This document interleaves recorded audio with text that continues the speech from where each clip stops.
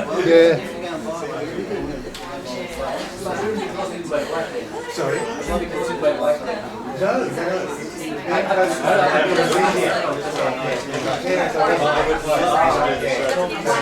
was unfinished business.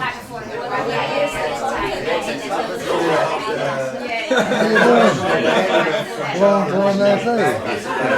How are you?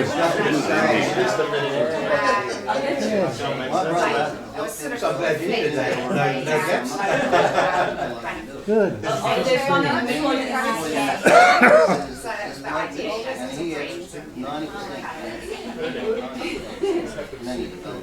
Is he our old friend? Is he our old friend from Japan? Yeah.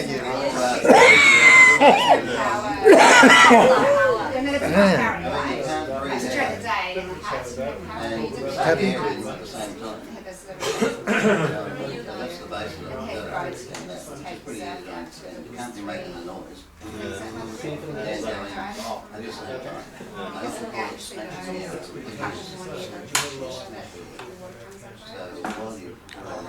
How's your English now? Any better? Better? So. Better. So. Oh. That's Japanese. It's so. Doing that at the same time.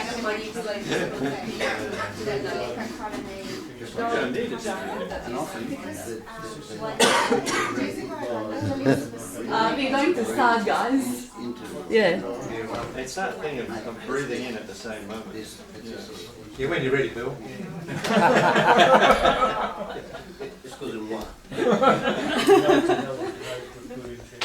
Dave's here, so you better come to order.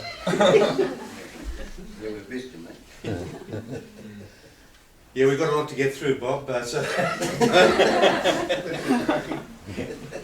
You could start it off by saying your name, Dave. Dave. Cliff. Katarina. Annabelle. Neil. Bill. Tony.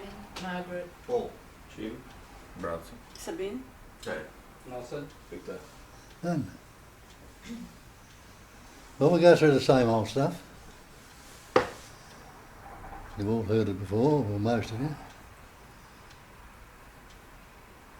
But to get to what it's pointed to, that's all you really need to really take it on board and see what we're pointing out. What we're pointing out is what they call non-duality. One without a second. That's how they describe it.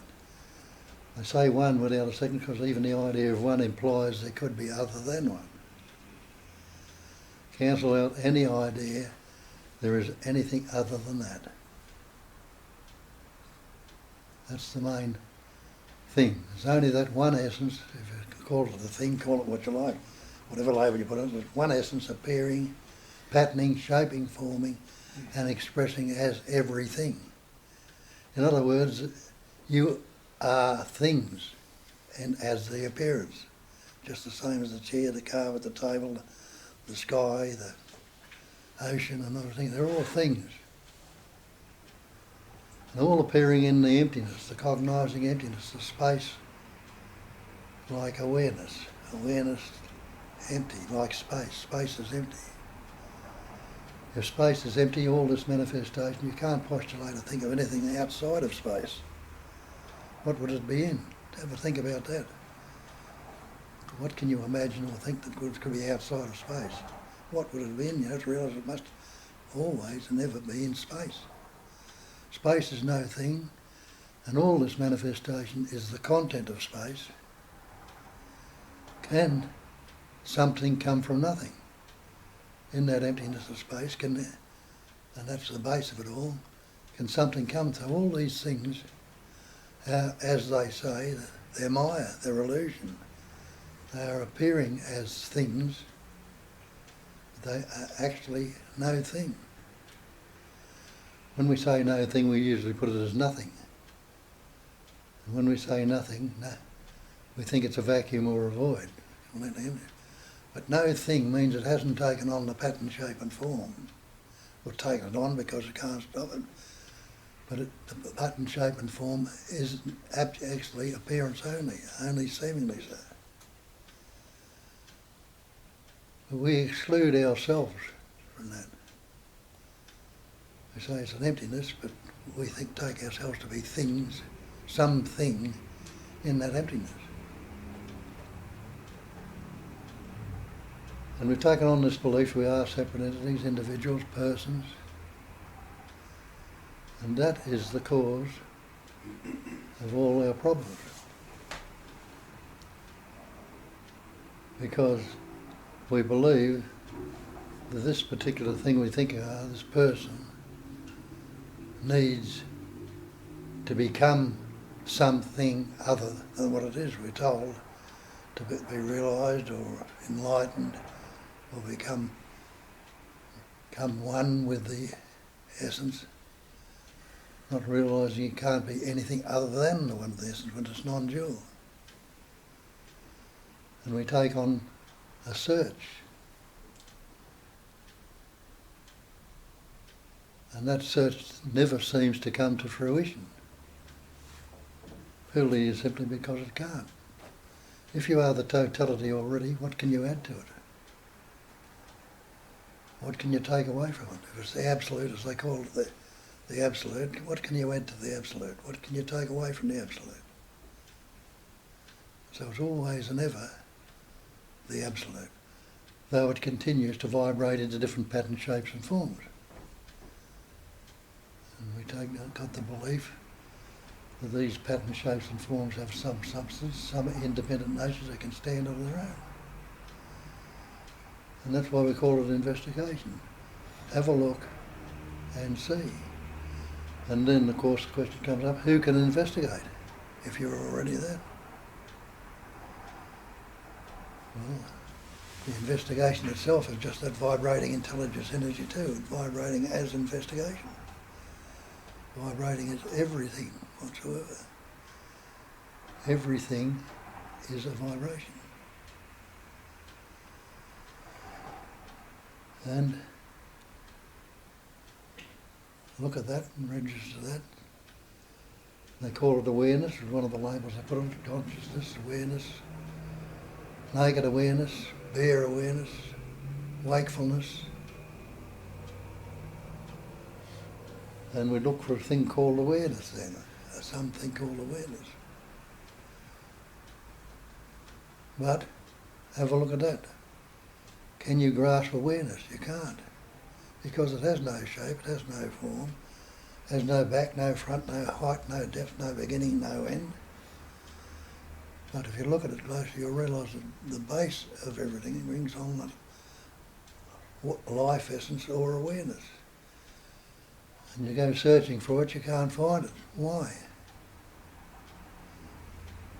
Because it hasn't got any shape or form. But if you ask yourself the simple question, am I unaware right now? You must realise, no, I'm not unaware. And if you're not unaware, it must be its opposite. It must be that awareness. It doesn't have to be sought or searched for or found. It's constantly there, right here, right now, in this immediacy. Anybody who is unaware right now, see for yourself. You realise you're not.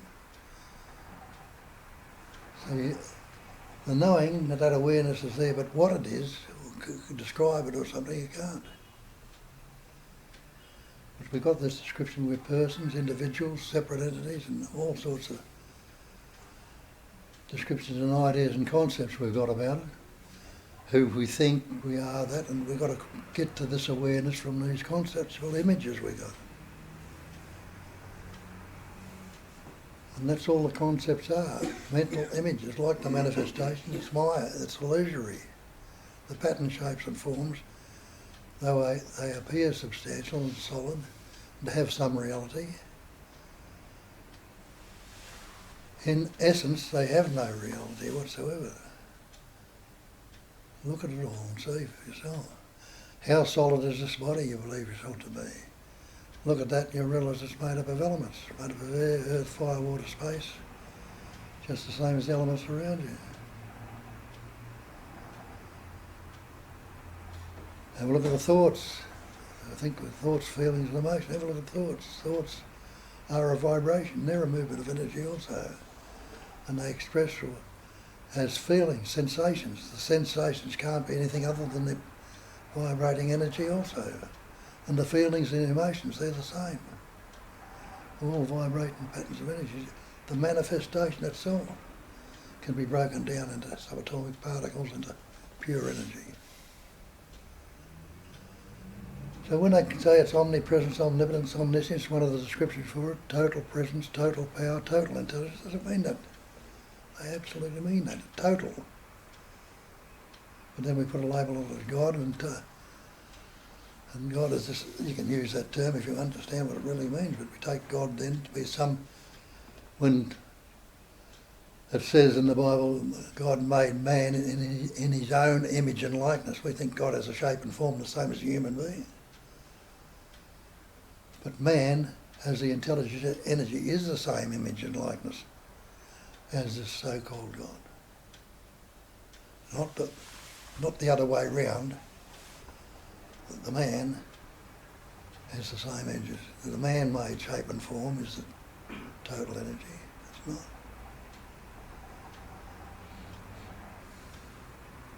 So they're the things we need to look at. See if you are this person, if you are this body-mind, and you don't need to be a Rhodes Scholar to work it out. Because only it's a simple looking and you'll see. Because you can't be this body. Because you break the body down and you'll see it's made up of energy, elements, it can't be. And look around in this space, you'll see the space, or the manifestation is made up of elements too. And if you think you're an individual person, a separate entity, separate yourself from the elements. You'd have to be separate from those elements to think. We think we are without investigation. But you investigate and stop breathing, you realise you're not separate from that element, the air. Stop drinking water, eating food, you're not separate from those elements. Either. Get off the earth if you can. You can't live off the earth. Get out of space. And you look into these things, you see it's not how it seems, how it appears to be. And that's another way when they say this manifestation is Maya, it's illusion. A phenomenal manifestation, your dictionary definition of phenomena tells you that. The definition of phenomena is that which appears to be. It's only seemingly so. It's not the actuality.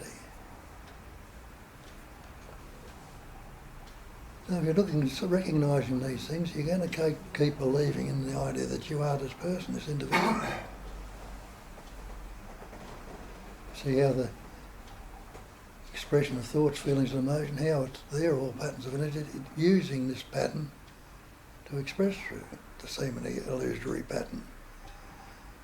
Illusory forms other seemingly illusory patterns and expressions of thoughts, feelings and emotions and all these things. They tell us that. People, seeming people, patterns down through the ages, have recognised this, resonated with it and recognised it, and passed it on to the few. And years ago when they didn't have computers and phones and all these other things, they would only express it to a few in the village or wherever they lived, and they'd pass it on to a few others. And so there was surprisingly few people, and those few were the saints, saviours and seers down through the ages. That's the labels they put on because people could sense they had something much more profound than what the average people. Instead of getting the message from them, they set them up as messengers and worshipped the messenger, not the message. Not recognising the truth that they were exactly similar, the same as these other patterns.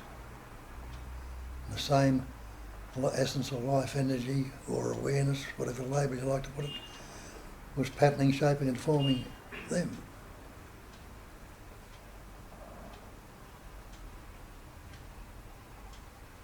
So we form a conceptual image about ourselves because you see, there's nothing there to grasp or describe really. So when we say learn words like I or me, what is I? I is just a label, a word. So it's nothing.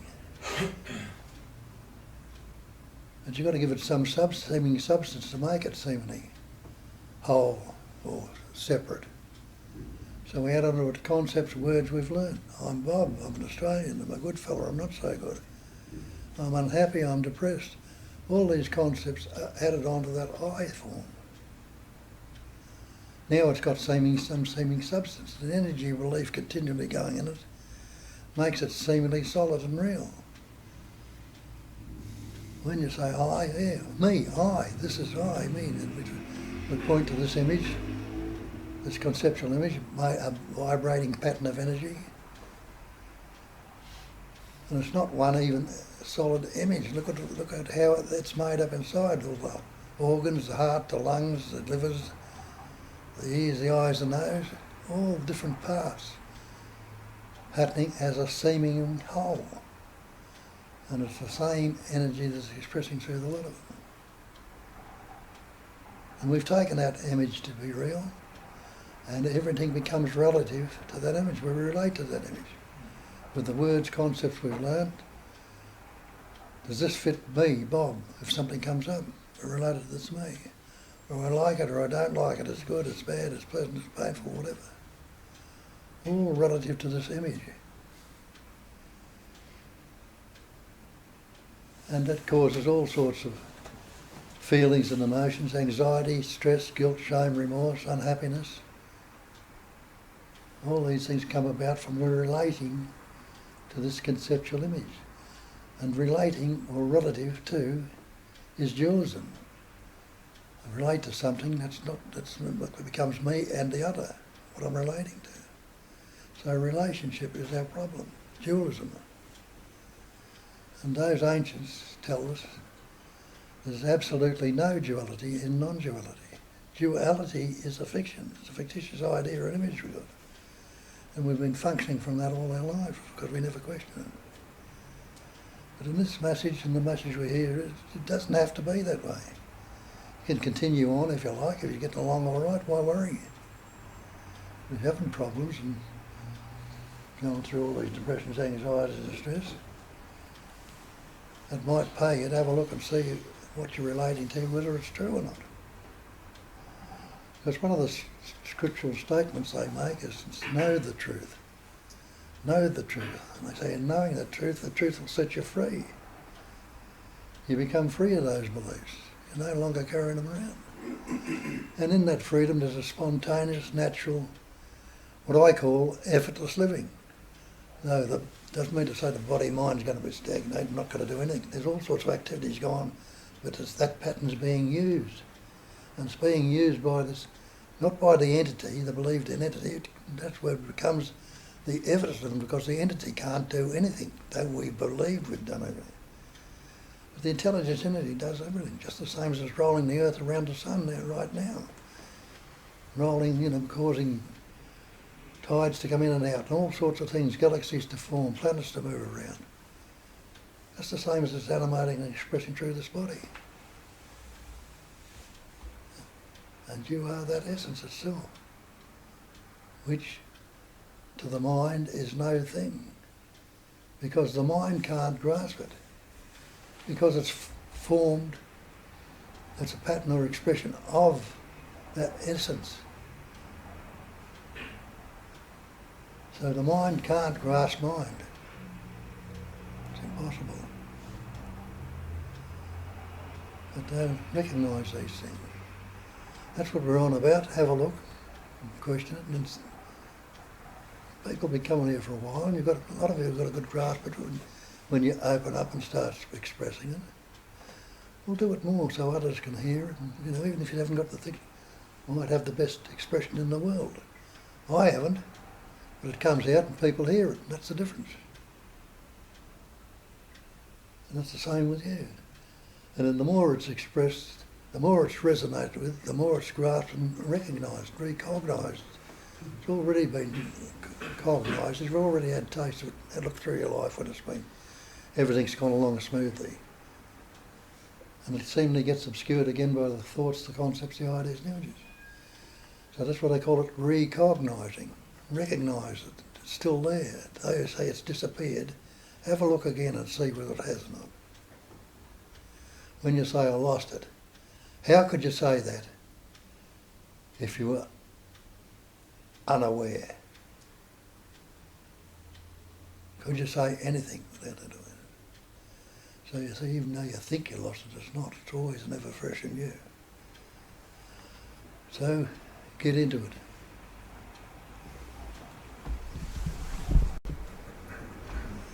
Plenty of chatter going on before the meeting starts. No, don't fall silent all of a sudden.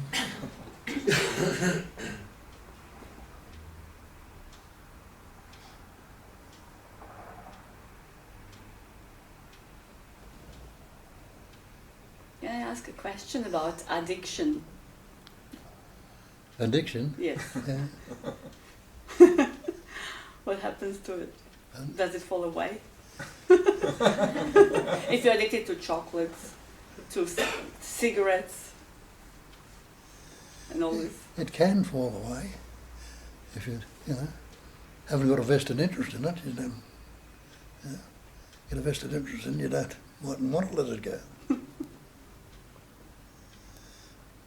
Thank you. You can take it or leave it after a while. I haven't had a chocolate for a few weeks now.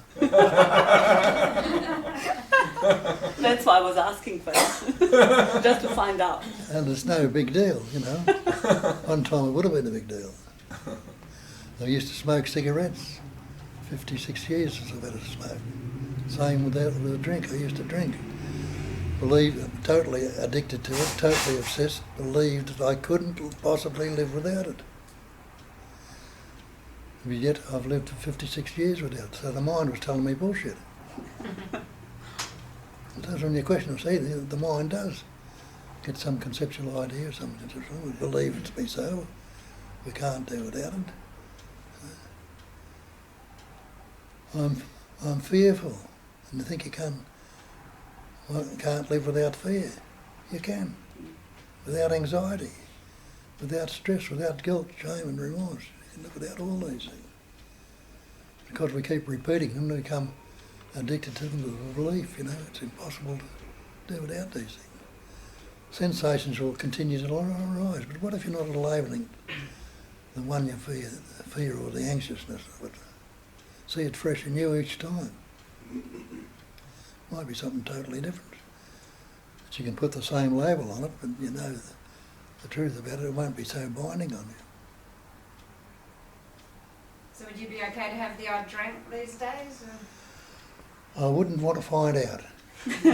Because the difference is, when I believed it could do everything for me, it can't give me anything that I haven't got already, but it can take a lot away. So why should I worry about it?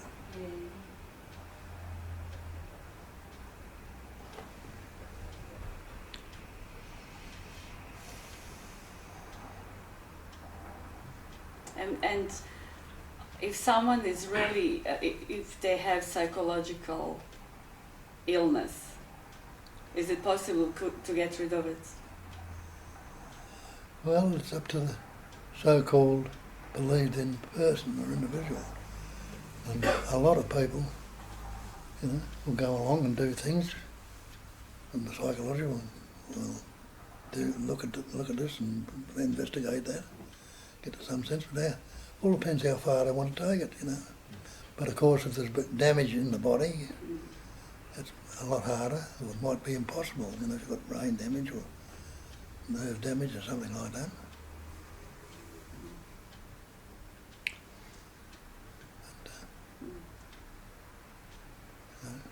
But it's, as you say, it's a matter of how far you want to take it. The therapeutic stuff can be so helpful, and I remember getting a lot of stuff from the therapeutic approaches, in my 40s. But then, if you want to if you really, really, really want to get rid of it, you know, you've just got to take the next step of seeing that there is nobody there, you know, and that itself doesn't just happen overnight. I mean, your message has taken a while to sink in over the years. Yeah. Well, the old habit patterns, you know, need to get broken.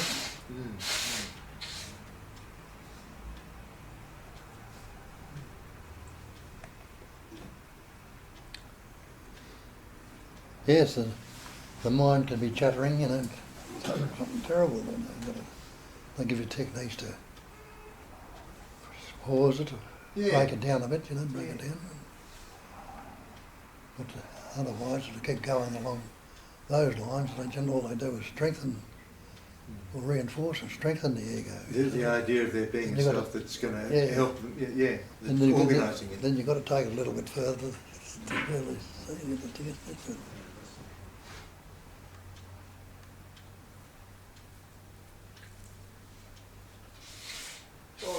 Well, people fly all over the world looking for themselves, which is pretty funny. Yeah. When the self is right in front of you. Yes. This spaciousness that we see is the self. So you don't have to go anywhere to find it. And that's what they tell these stories about, you know. The person living in his hut, he had a big step in the front of the door, and for years and years he jumped over it, and he'd pour and run, and one day he scraped a bit of mud off the house and found it was gold.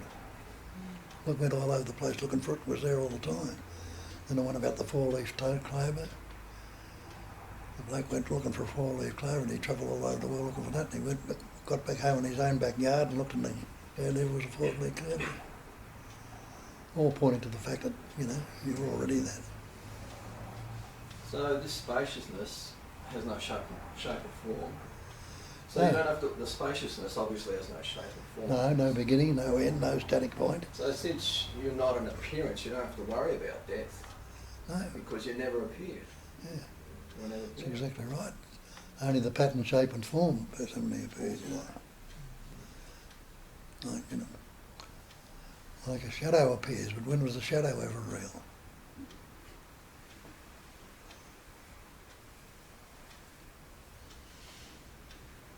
So this conscious energy, which we call the body, eventually comes apart into the elements.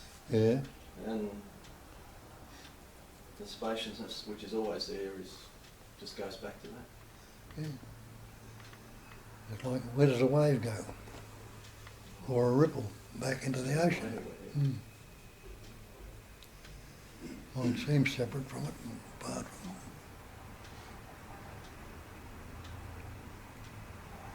So there's no separateness in seeing. We all see the same, except we can identify something, put attention on something and say it's a chair in a way. But the seeing is the same, the hearing is the same. And the content gets labelled, you know, the seeing. And it's all the one thing. Yeah. Yeah, seeing, hearing, tasting, touching, smelling, feeling, they're all the one essence. You know. So the further we seemingly go out into identification, the more identified we become and solidified into a seemingly separate self, which is probably the mind. Yeah, it's all conceptual and all mind stuff, and all labels we learn. Now, the animals haven't got any words, say that's a chair, or that's a carpet, or that's a house, or that's a deer, I'm going to kill it, and all the rest of it. They see it just as it is, and according to that. So if the mind stops, slows down, the spaciousness gets bigger. Well, It's always spacious. yeah, but it can't. There's more clarity. It's not clouded with concepts or ideas. What are you saying? And it seems bigger, but it's no bigger. It's always a totality. It's only obscured.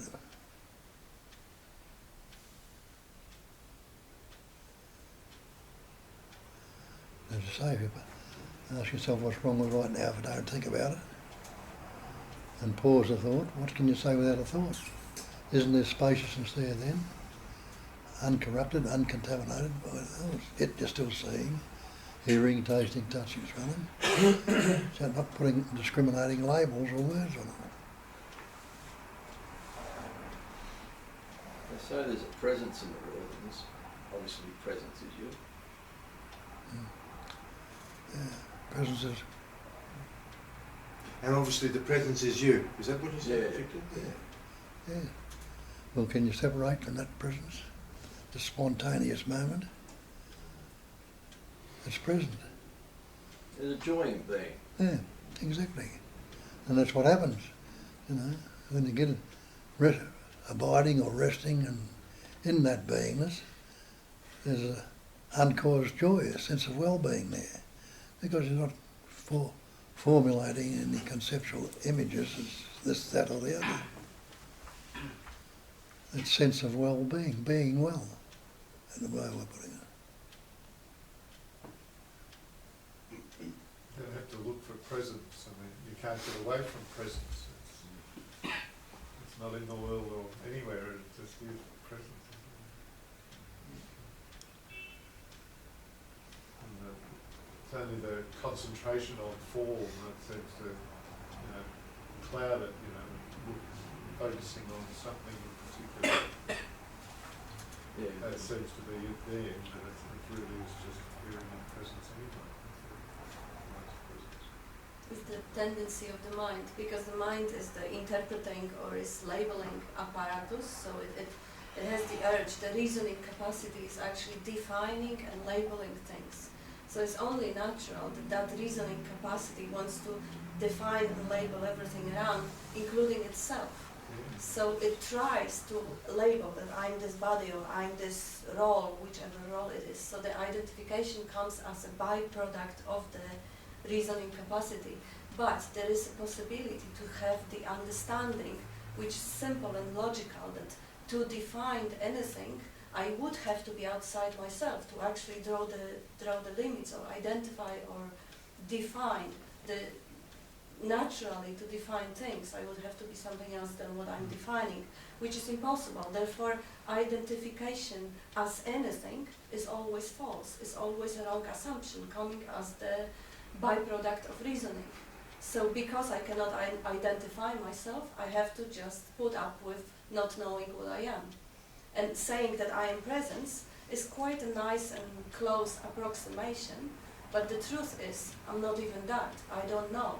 Because to actually know what I am, I would have to be outside myself, which I cannot do, because then I'm not myself anymore. So I have to just put up with not knowing. I am, that's for sure, but I don't know what I am, and that's it. And of course, seeing that the natural urge to define is kind of sweet from that perspective. There's nothing wrong with that. Okay, the mind wants to, or whatever, the reasoning capacity wants to define the person, whatever, and the truth of it is just an attempt. No, nothing Because wrong. nothing wrong with the Nothing right or wrong. nothing right or wrong. But I'm the space in which all that activity is happening. The activity of mind trying to label or define. But I'm the unknown, and Patterns come up in that, but who owns the patterns? Like we were saying about addiction before, that addiction might be a pattern or something that's happening. But is there somebody or something that owns that, or does it belong to anything? Try and get rid of it or whatever. But it's just maybe the thinking too. And nothing wrong with that at all. no, yeah, it's sweet. Once you understand that this is just the attempt of just reasoning happening. It's just a pattern of labeling and reasoning happening in the unknown space of what you are, in the space of being, or whatever, presence, awareness, that's also labels. In the unknowable. Yeah. I was thinking when I shut my eyes before I couldn't actually see anything. So how could some vibrations of thought be constructing this room out there? It's like impossible. Those thoughts can't make a room. And yet I'm only just getting, what's behind You couldn't see anything, but you saw the darkness behind your lids. Yeah, and the kind of just... So the seeing is still happening, Yeah, but you can't label it anything. yeah. Can't make him create anything. the seeing and the hearing, they are already there. Just we come and say, I see and I hear, and there is a problem. And we just limit ourselves. Then. That's the same with the knowing, not knowing this or that, but pure knowing. That's intelligence itself. That's the intelligence we're talking about, the pure knowing. Existence, consciousness, bliss, being, knowing, loving to be. It's not a matter of intellect knowing this or knowing that. It's just, even to say, I don't know, there's got to be that knowingness there that you couldn't say it if that knowingness wasn't there. But you're not labelling any conceptual images, knowingness or knowing that.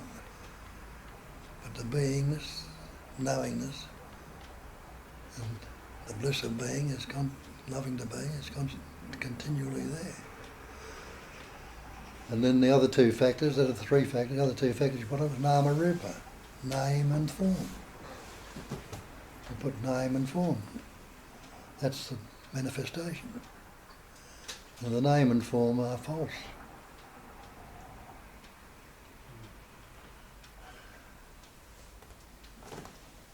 Well, whatever's pointed to is ungraspable, unable to be labelled. Yeah. And we can call it steadfastness or solid on which everything appears, or awareness in which everything appears. They're just all labels, but it's but when you say what were you doing about growing your arms and your legs when you were in the womb? I mean that's ungraspable. Just like when you say a dead body with a live body, what's the difference between the two of them except this ungraspable life energy?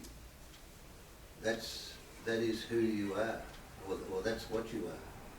But and the mind struggles to define it, but it's there. But any of the labels aren't it. The labels are never it. It's like when you do the investigation into the scene. What's seen? The body is not seen. The eyes are just simply a mechanism for light to pass through. The body doesn't do anything about it. The mind doesn't do anything about seeing. The thought I see can't see. So they're all, when you do the investigation, you come up with this ungraspable thing, what you are, but and you can't label it, but it's undeniable. It's just there. And you should almost not investigate any further than what were you doing about growing your arms and your legs when you're in the womb.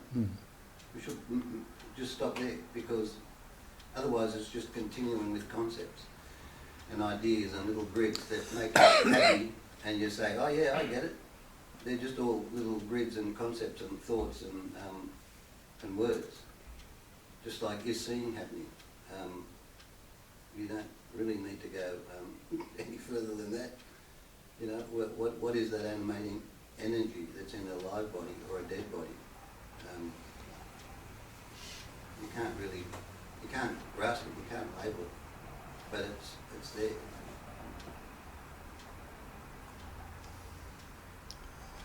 Yeah.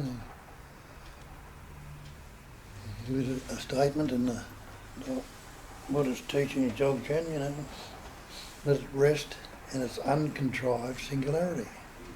It is a singularity, it's a one. And we contrive all sorts of concepts and ideas and images about it, but leave it uncontrolled, without putting labels. Pause the thought right now. And you won't pause it for very long, of course, because the thought will come up. But notice what's happening when the thought is paused. You can't say anything about it, there's so much functioning going on out there and inside, there's breathing, heart beating and all the rest of it. Sounds out there and birds and everything else, animals moving around. You're not contriving and putting conceptual labels on them. You know, rest in that, relax in that. And it's still the singularity. You haven't moved away from the oneness.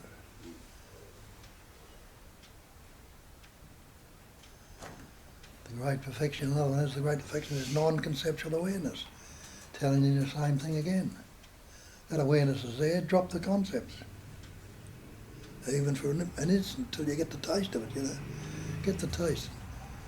And what's there, to see the difference between that and the thinking, you'll naturally, the essence naturally wants to go back to where it's at rest, where it is at peace, where the peace of that passes all understanding is.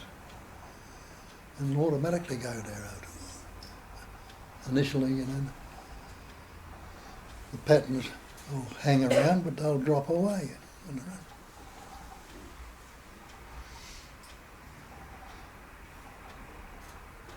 So everything is just spontaneous. Everything, I mean, I don't think that's difficult to see. Everything is just spontaneous. And in that spontaneity, there's not even a possibility of an I to arise, because that's like a fixed point. So it can only be an imagination or another expression of the one expressing as everything. Yeah.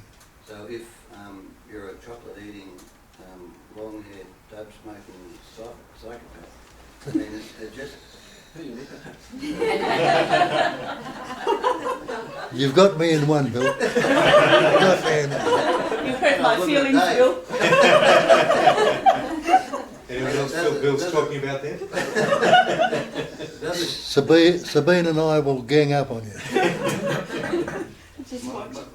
My point being that it doesn't really matter what arises. If it's seen, you know, you don't have to set about giving up grog or don't eat meat. You don't have to become like holy. You don't have to become spiritual. You don't have to, you know, you can't do anything anyway, because everything is just spontaneous. It just happens. Yes, and a lot of these things will happen without trying to become them or trying to contrive them and make them. Yeah, but I would argue, if I may, that there is no, because if I look at Dave, there are no outward signs of an enlightened man, you know? I mean, I wonder how you can get it so wrong sometimes. Good one, Dave.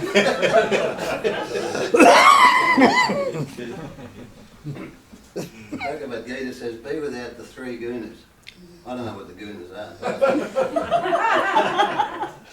Larry, Mo and somebody. Deepak Chopra says that start the trifurcate. I love that word. One creates, one maintains, and one takes it out, or something like that. So, you know, there's this continual, it's like leaving it in that singularity thing that you said before. Just leave it all in its singularity. It doesn't matter how it expresses, but an instruction or a pointer could be without the three gunas. Don't get caught up in the maya, in the illusion, in the appearance. But we do, and it doesn't matter, because if you've seen it, who cares? Both ways. Eat pizza. So really everything collapsed down into one moment. It's But it's worth Everything collapsed into that. it's worth mentioning, Bill, that, you know, part of the it's all spontaneous. You can get a spontaneous thought that says, God, I can give this up right now, and God damn, I'm going to. You know, I mean, that is also part of the spontaneity. It's Yeah. everything. There's no exclusion. Everything's included, as you know. Yeah. Well, yeah, as I know, Bill.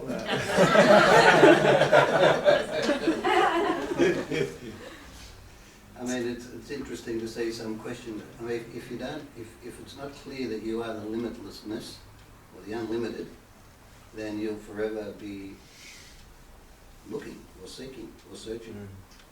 Because if we go off into the relative or into the Maya or illusion or concepts,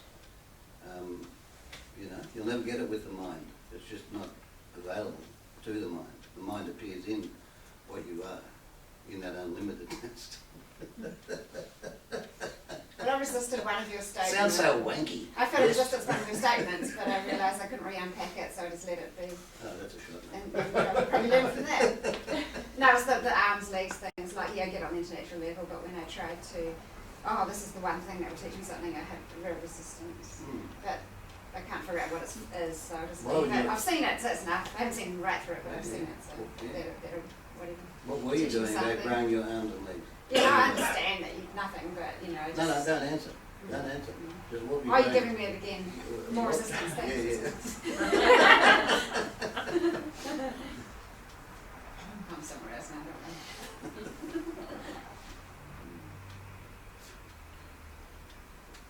There's this bloke online called James Swartz, and he's got, I think it's 18 1.5 hour sessions. You can download them and have a look at it. And it's just, look, you know, he says some good things, but it's an incredibly convoluted way to say that it's just this. Yeah? And it does seem sometimes, even here, we walk away and we think that we've got to go and examine 38 pointers, you know, but you don't really. Just grab one that rings the bell and that's it. After that, beer and pizza.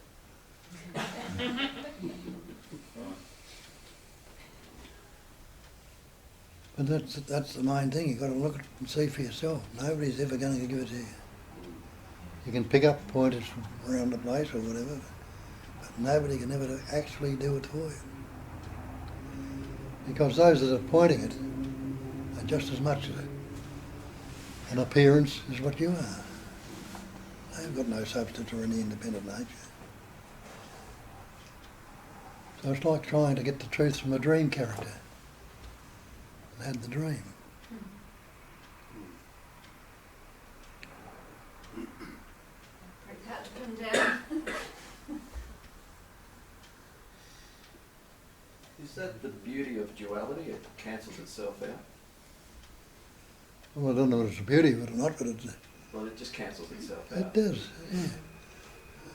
I don't understand that comment. That's the equilibrium. You know? If it cancels each other, you know, there's no duality, it's an equilibrium, it's equal. Appears, disappears. Oh, Thoughts appear, disappear. It cancels itself out night and day. okay, it just comes and goes. Yeah. Looking for some complicated mathematical cancelling or something. Yeah, the seasons come and go, day and night. No excitement about purchasing a car, for an instance. It's all Bob's fault anyway. You crash your car. If you blame me for the car, that's what you get for bringing me chocolate. Get my revenge. True.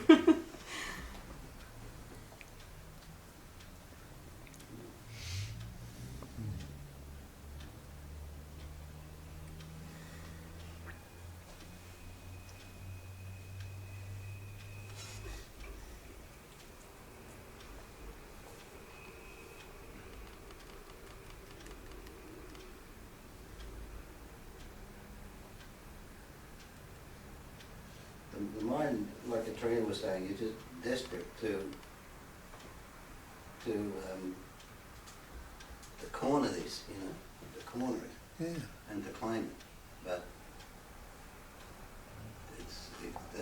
that's not it. Rupert Spira says, look, you know, when you're a young kid, you always say before you go to sleep, hey mum, just check to see if there's a tiger under the bed. And your mother might say, if she's smart, have a look yourself. And you look, like my mother told me. And there's no tiger. It's just like you've got to look for the me, and it's easily seen, but it's not there, and then everything is resolved. Yeah. Well, when you pause the thought for a moment, you know, you can't say, there's no thought going on, you can't say anything at all about it. But have a look. Have you stopped breathing? Have your heart stopped beating? Have you stopped food stopped being digested? Hair and fingernails stop. Anything. There's so much going on in the body, but thought has stopped for a moment. So don't you realise then that you are, if the livingness is still there and thought has stopped, and the thought was the livingness and it stopped, that would be the end of you, but it's not. There's so much going on when the thought stops. So you must realise you are prior to thought in that moment. You're beyond the mind. What they talk about, going beyond the mind or prior to the mind, that's it. pause the thought and see what's going on without the thought. And you see the difference between thinking and the pure intelligence. It's the pure intelligence beating your heart, breathing and growing, you know, not the thought. Thought is another thing that comes on later on. It can translate it and what do you call it? Conceptualise it and do all those things, but it's not the life essence. The life essence is, which is in all the other livingness that's going on, and even the thinking when it comes up. But we've believed that the thought up entity is the real, is the actual, but it's not at all. And look out there in nature. Is the earth thinking I've got to speed up to catch up with midday or midnight tonight before to go down the other side, or I better make it winter or summer? Nature itself is not thinking about any of those things. It doesn't need thought. It's still functioning quite perfectly. And that's what Banky told you. Everything is perfectly resolved in the unborn mind. He called that pure intelligence the unborn mind. And when it's thought, that is born. Why exchange the unborn for thought? That's what we do. Thought appears on that unborn mind, where it's resolving itself quite naturally and effortlessly. But thought's part of the functioning too.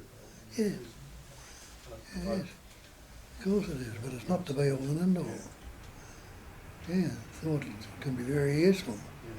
But being a vibration, it's self-destructive because it's the thought that tells me I'm fearful or I'm not good enough. That's when it vibrates in the opposite way and tells me this is good or this is whatever too. It can be quite useful. So it's really seeing through thought in its function rather than trying to deny it or stop it. Understanding it, recognising it.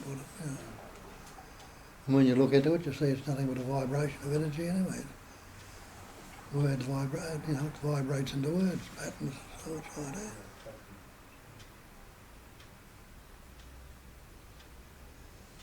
Concepts.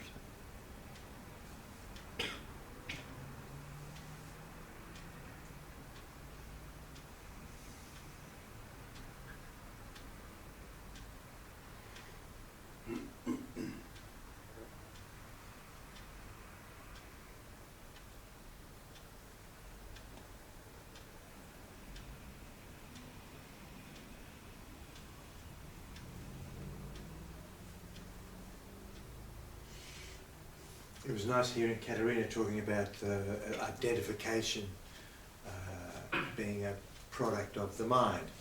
And I'm just saying, I'm not adding anything to it, but I've just really enjoyed over the years being fascinated and in total awe of this this phenomenon of identification. It's as though right through the universe there's this substance that just identifies, you know. I mean, I'm just fascinated with it. I'm not clarifying anything, but it was just nice to hear Katerina sort of say that, yeah. And I'll probably be sitting with that for a few weeks, you know, yeah. Identification, product of mind, yeah. But it's just that, yeah, it's just amazing substance that just, it's not a substance, you know, but it just flows through as this identification thing. It's amazing. It's, yeah. And then there is potentially freedom from identification included in all that also. That you can admire the dance of forms, the everything or the essence identified, and also being free from identification. Yeah, without, when you drop the centre out. You know? Yeah. Yeah. Mm.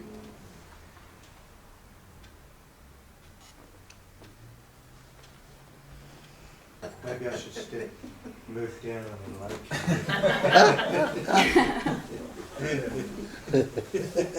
And I was so close to this bloody chair. It assumes all those forms, and like Dave says, it is actually something, it assumes forms to be appreciated and to be loved in that. Because isn't that dance absolutely magnificent and beautiful? And the immense intelligence that is so obvious in this, in this nothing assuming form and presenting itself to itself in the form, just like putting something nice on. Here I am, love me. That's how can you not be mind blown by just watching that show? We can't have a story without identification, you know. So Yeah. there's a myriad of stories. It's playful, it's Leela, it's a divine game. When they talk about the story of biology, they say that at first you just have stuff, and then the smallest entities create skin around themselves to keep separate, and then you have trouble with germs, catching germs from each other and stuff like that. That's how they start the story. Yeah, that's a good analogy. How it comes about. Yeah. Sure. Or the gases are forming planets, and the acceleration brings seeming shape to them for a while, because they will dissipate again. They will assume form. They will, be there for trillions of years, and then will dissipate again. And someone will tell you a different part of the universe will see a completely different thing at a different time. The same thing. Yeah, it has many eyes through many forms. It sees itself through all possible viewpoints.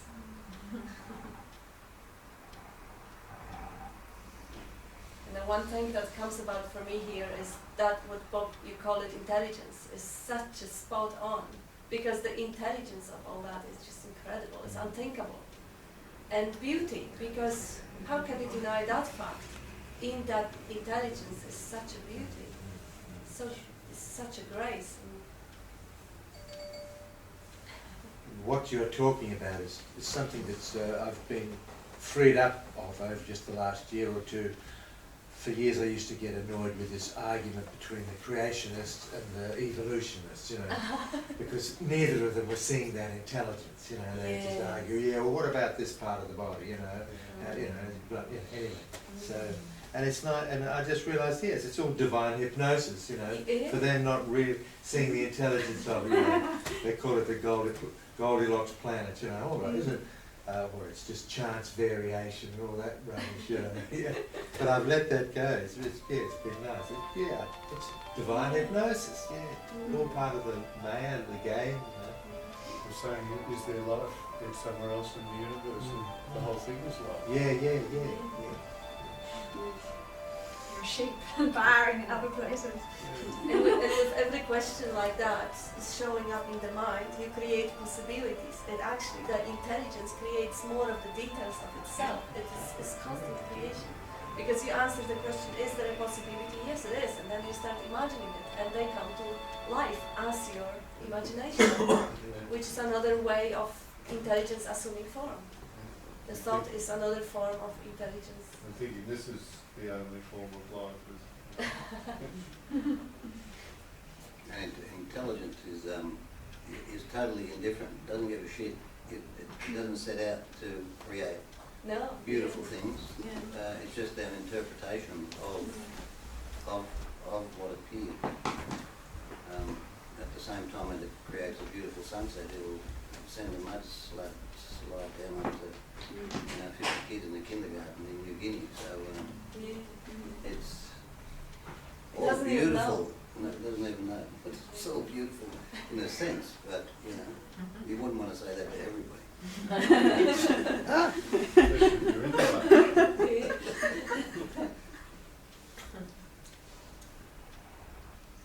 I guess I have to stop trying to grasp what you're saying about beauty with my head and just let go of trying that.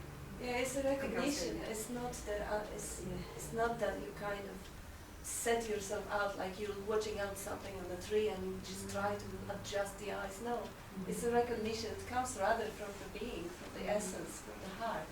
Like you see, like Bill says, beautiful sunset. Nobody have to explain you that this is beautiful. You know it innately. So this is a recognition. Yeah, don't grasp. I was trying to grasp again because I don't think sunsets are that beautiful. So what do you think is beautiful? Can't remember right now. You put me on the spot. So. Like a baby, a flower, or anything. Yeah, hot body.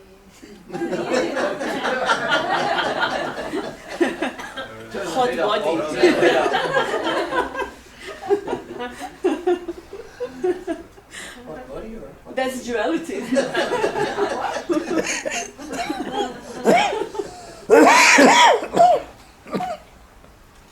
And beauty is just a label.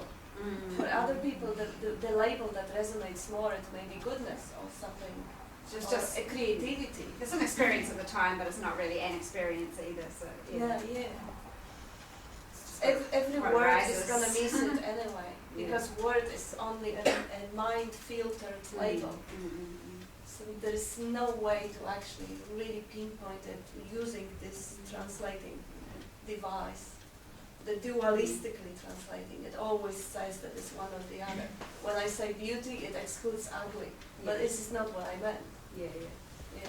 and It doesn't have the opposite, so it cannot be described because mind only uses the vibration, the opposite, black and white. yeah. So it's kind of an appreciation for anything because everything is seen as worth appreciating. Or? And again, appreciation assumes that there would be a depreciation, and it's not it either. Yeah. It's just sort of like a recognition, It's like kind the, of, like the knowing or something. yeah, It's like joy. It comes up spontaneously. Taste.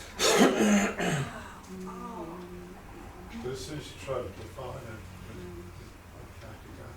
Because there's the recognition, and then the mind comes Yeah, in. and they go, It says, well, oh, that's beautiful. this but is beauty and this Yeah. is not beauty. Yes. Yeah. Yeah. Yeah. This is love and this is not love.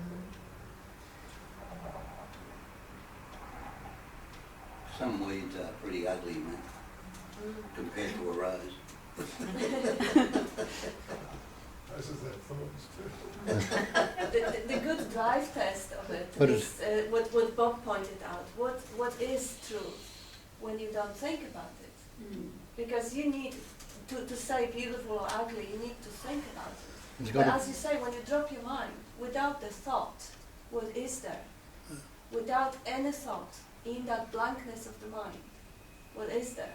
Truth. Then you're That's everything. Not necessarily peace Yes. or joy though. Just there might just be there's what's left when you're not thinking. Everything. Well, start from here. At other times there might be joy coming up, or there might be Yeah, a more and peaceful sense. But And to call it joy or not joy, you need a thought.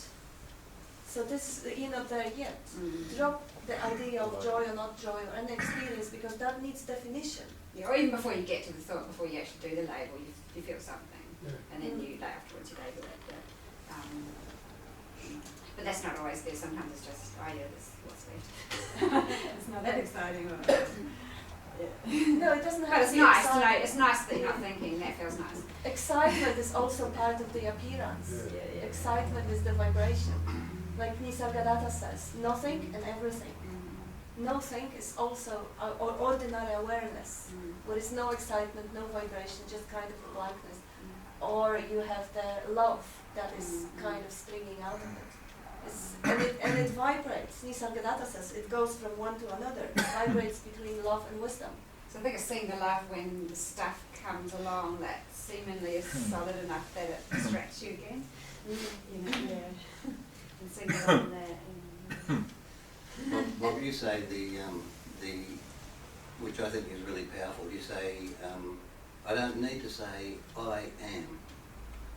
The mind just describes, or attempts to describe, what I am with those words or those thoughts. But what I am is, it's appreciable, it's palpable, but you just can't label it. You can't put a name on it. You can't give it any characteristics or attributes. no, it's not. You just are. It's not, and you can't negate it. And you can't negate it. No. But it's worth thinking about. What does the mind try to do? It tries to describe what you are. You know, it says I am. It doesn't need to say that, because prior to those words or that thought or even that sense or that whisper, you already are. There you go. Yeah, I ignore that phrase. I just get totally tripped up. That's why I say if you look at it and ask who am I, and look who's asking the question, and you realise there's no question they're asking in the question. It's the question itself. Who am I? That's the question. That's the questioner. And it's also the question. So no question, what's left? Do you need Have you stopped being what you call I, for want of a better term? They've cancelled each other out. It's just beingness there. Yeah. Bob, in, I call it true emptiness, you don't even know that you are. In emptiness, you don't even know that you are. No. No. You didn't know what you were in the womb. It was certainly empty then. It always comes to who's asking the question then, you know? Well, you're asking Who the wants to, question. who knows that you're, you know, you just are, and you don't even know that you are. Who doesn't know? Yeah, the point is, The answer that you have to get is just what Victor said. You don't know what you want. Bobby still has no idea.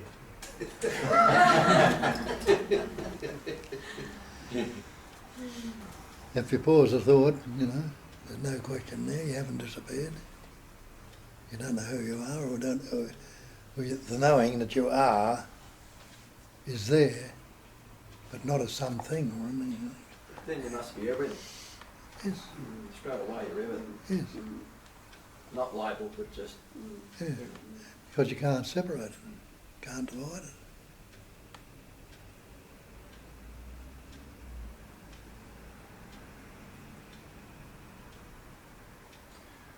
so just stay there. Try and get away from it. Yeah. It's sort of like when you're asleep or you're dreaming, you know that you are the dream and the contents of the dream and the players in the dream. Yeah, I just got a sense from what you said that, yeah, dividing is labelling. So if you've got something and you're going to cleave it, you're doing an action, which is like a label. You just don't do it. I believe it. We divide emptiness, don't we? That atoms and Yeah. things, Yeah. divide it all the time. Finding new appearances. But you can't divide emptiness. You can't divide emptiness. No, Can't chop up the ocean. no, you can't find a static point to it, or a centre or a circumference or anything. What I'm looking out of, I'm looking into, and what I'm looking into, I'm looking out of. Damn, I'm still floating about it all. It doesn't last me. So, talking about the discriminating beauty and the ugliness. The ugliness is beautiful too. It's just another appearance, another expression of it. It's all self. I want to define it as ugly. Yeah, in There reference. is intelligence in ugliness, and the intelligence is beautiful. Yes, it's not divided or discriminated. Yeah. It's the same old one stick. It might be very rough at one end and smooth at the other end, but it's still the one stick.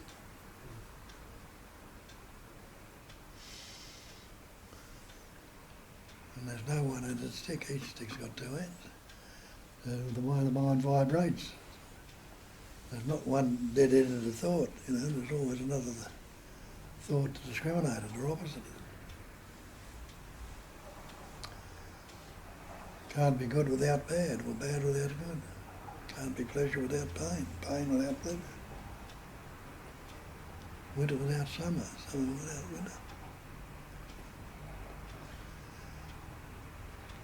But from a viewpoint, a static viewpoint, we relate one against the other. This is compared to the other, this is better, this is so. All problems of relationship, relative to.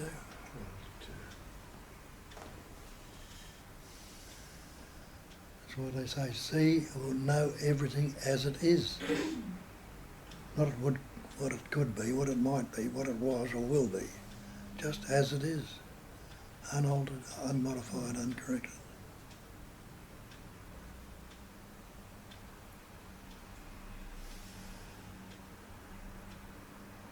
And in the spontaneity of it, it's free to change. And it will be. It'll be transient. It'll constantly change. Just the same as your body is changing right now. You don't realise it. But there are thousands, hundreds of thousands of cells, probably millions, dying in the body right now. And each and every cell is suffused with an intelligence.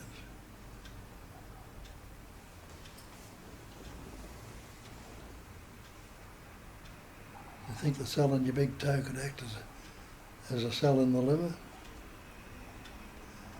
Each was suffused with intelligence, knows what to do.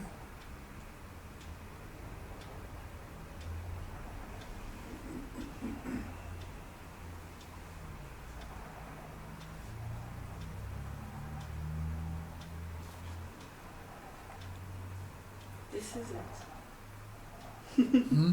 Silence. And don't we talk in cliches, you know? I just hearing people, and we say we talk as though we're saying it for the very first time, you know, a certain expression, but it's. Yeah. And thought is not the enemy if it's understood. When we put the belief into it and think it has some power, it can be very destructive. But in its essence, what's the thought? It's just a vibration, it's just a movement of energy.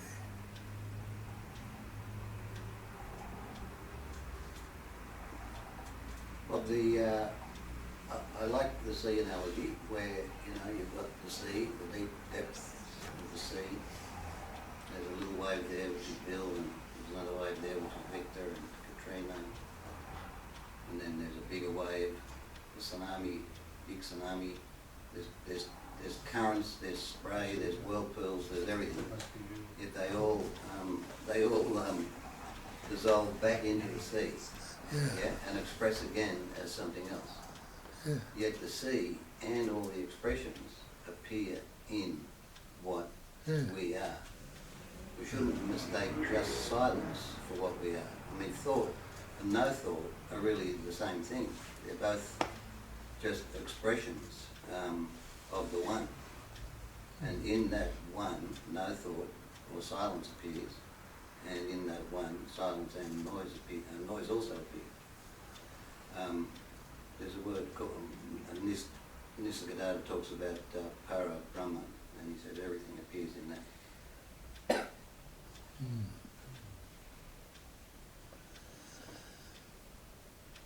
And the water on this side of the ocean, is it any different from the water on the other side of the ocean?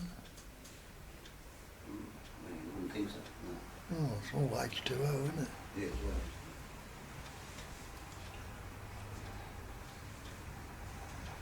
But it might appear to be different, it seem to be different. Like all things do. We're talking about appearances, and what do the appearances appear on? Something that's not an appearance. Yeah. So the whole manifestation, it only seems to be so. It's not as it appears. It all can be broken down into what is it.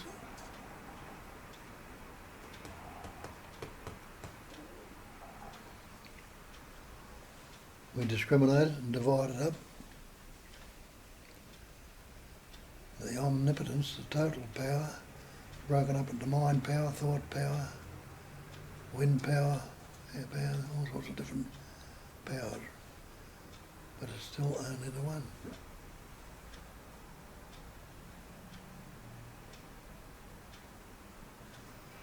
The omnipresence, we say it's here, wherever you seemingly are, it's here, it's here. But how many heres are there? As many as Not many in some heads.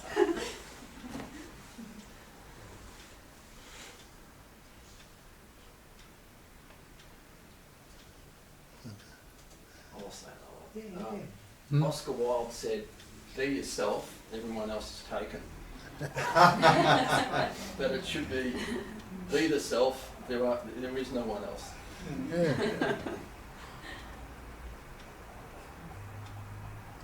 I was watching a YouTube clip the other day, in a moment of, I suppose I was just looking for a vegetative moment. So I went to YouTube and clicked on to, I think it's called, something about, it's a talent show for young people. And I clicked onto this Spanish program that highlights vocal artists, 2016. And a lot of young people were there singing away, but there were a few, some in their late 30s and older. And they were basically trying to win a competition of some sort. I don't know what it was called. It was called The Voice. Oh, really?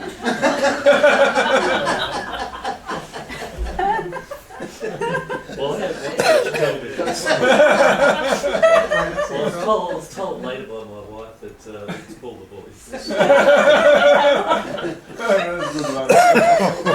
Spanish voice.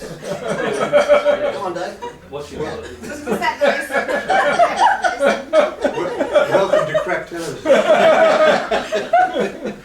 Well, it was actually very good. The Spanish, there was one Spanish girl. She was 15, I think, or 16, and she sang this aria from a well-known opera, and it was just so pure. The sound was just so pure, and the audience felt completely still. And in that, you could feel the emptiness there. There was no thing, nothing. There was no ego involved in the singing. It was just a moment of pure stillness. And the audience obviously connected with it, even though they may not have recognised it fully. But it was a magical moment of pure beauty. And nothing need to be said in that moment. Nothing. It was just empty. Beautiful emptiness. That emptiness is the most beautiful thing. Yeah. But it was full of love at the same time. Well, the audience, it resonated in the audience, and they recognised it naturally. I've come across a few of them from time to time, moments like that with large audiences. Sometimes something just unfolds in the moment, and you're aware that you're just the vehicle for that. There's no way you could have contrived it, or you could have been the architect of it. It's something, it's just a turn of phrase, a sentence that's said, but it actually isn't a sentence. It just happens to be a vehicle for dissemination of something which is truthful. But it always strikes me as you just feel like weeping, because it unpacks and it undoes any residue of ego that might also be there in that moment as well.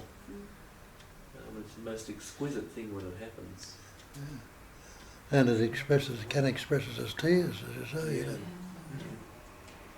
But Emotion. It always has this quality of the eternal about it. What do they call it? Spellbound. The audience was spellbound or captivated.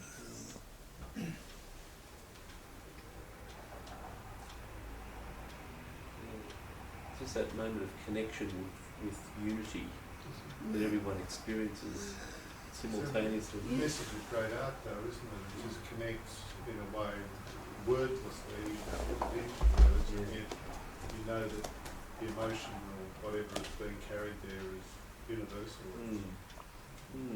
It is something that is beyond the words. The words are just the vehicle. But too often we miss that which is behind the words, because we get consumed by and fascinated by the play of the words, the words themselves that we believe contain certain meaning. We miss the plot entirely. That's so true, yeah. And Sometimes some of those operas are framed around silliness and silly words, and yet there's some huge truth behind it all that carries the whole event, the words and the actions are meaningless. Well, certain operatic arias, I'm thinking in particular of Mozart's works, you just have a turn of musical phrase. It might be like a Chopin rubato, for example. Just a few notes can convey or dissolve an entire egocentric disposition. It doesn't take much. It shows that it's really incredibly fragile. It doesn't have any serious content. The tears, beyond understanding. the tears could be the ego dissolving, maybe. Maybe. But those moments, that's when we, I say we all have tastes of it throughout our life many times. Moments like that are, everything's dropped and you're just in that natural state at the moment. And then the song's finished or whatever it was and the chatter goes on again, we seem to get obscured again, yeah. Nature is really along the lines that you were talking, Jim, you know, sitting by a billabong with mirrored water with a dragonfly motionless, you know, 3 inches above the water, and seeing its reflection in the water. I mean, awesome. It just takes you, spellbound, you know. You can look at it for ages until it disappears or flies away. I mean, we get that all the time, I think, you know. We talked about sunsets, the baby smiles, the voice. I think it happens a lot just during the day to all of us for most of the time. We're not thinking, I am walking, I am driving, I am whatever, you know. When I listened to the description about the I ams, I was not hanging off the words and trying to make something of them for a change. Like it sort of, they came to me what you were saying, sort of. But yes, I would just, kind of watch you and not really, invest. Understand it. Yeah, we can be like that, you know, we'd really be preoccupied with, or the mind can be going on with mindless chatter and stuff like that, and yet we recognise the beauty of the situation of where we are, or something beyond the mind is there anyway. And then we lose it sometimes trying to explain it to the person next to us. Yeah, why Billabong, Bill? I love billabong. No, Yeah, I'm obsessed with it. but you'll notice that those moments last a long time, you know, might disappear, but they'll come up through in your mind, might be sometimes years later. You'll go back and remember them. So That's I say, when the mind drops away, when the thoughts drop away and the stillness is yeah, perceived. That's what it and is. you'll remember that, you know, how it translated as sitting by the billabong or hearing the beautiful voice or whatever like, and that translated, but it takes you back to how it was in that moment. Get another, cognise it again, you know. I go to YouTube to watch funny cats, and sometimes when I do a reverse triple spin, you go, like you just go far out, and you're just spellbound. But because it happens so quickly, then you race off with your laptop and go to your missus and say, hey, look at this, then you're describing the whole bloody thing and it's gone, you know. But just in that moment, which I think we have all the time, every day, blah, blah, blah, you know, it's there and it's gone. And then the mind seemingly just covers up reality. That's the correct way to put it. Start analysing it. Yeah. You see a baby's face and, you know, they'll hold you for 5 seconds and then you start going, you know, you're out of it. Nelson might even stick a needle into it, I don't know.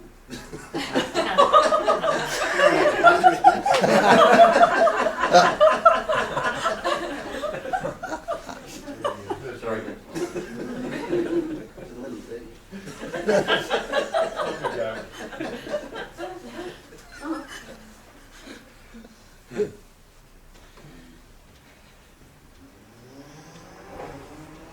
He had to find Nelson, the acupuncturist. He had to find another job where they sacked him from the torture company. I've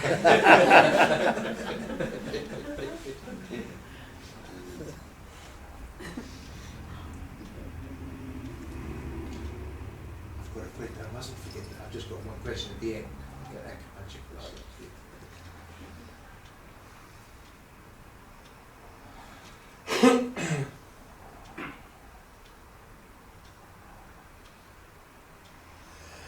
Okay, thank you. Thanks, Bob. How have you been? No, I Anything to say?